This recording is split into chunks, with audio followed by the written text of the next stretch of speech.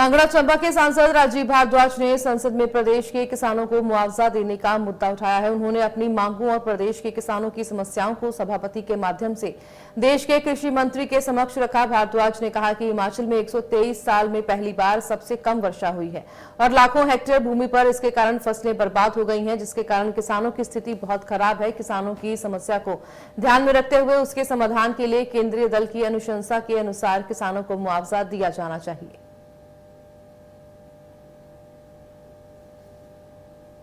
आज मुझे डॉक्टर राजीव भारद्वाज, आपने एक बड़ी ज्वलंत समस्या पर अपनी बात रखने का सौभाग्य प्रदान किया है। मैं माननीय कृषि मंत्री महोदय का ध्यान आपके द्वारा अपने संसदीय क्षेत्र के गेहूं उत्पादक किसानों की ओर दिलाना चाहता हूं।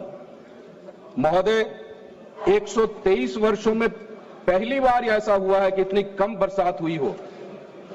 हिमाचल प्रदेश में 90% से सामान्य से 90% कम बारिश हुई है इस बार, और हिमाचल प्रदेश में 3,26,000 हेक्टेयर भूमि पर खेती की जाती है गेहूं की।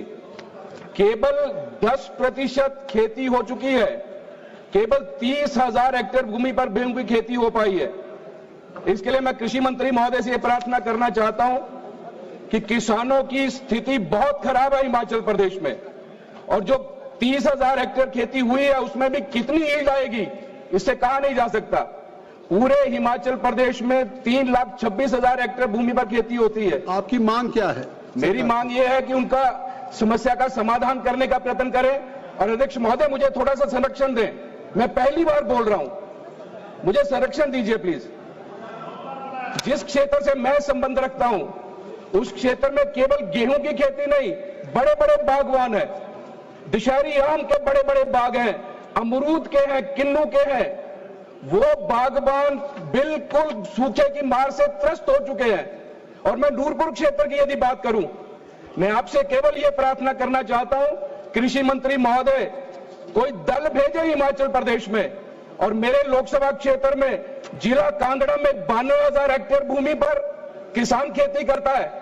चंबा में 30,000 हेक्टेयर भूमि पर किसान खेती करता है। उनकी चिंता की जाए। केवल गेहूं नहीं, नकदी फसलें भी तबाह होने के कगार पर है। कृपा करके उनको उचित मुआवजा दिलाने की कृपा की जाए। बहुत बहुत धन्यवाद।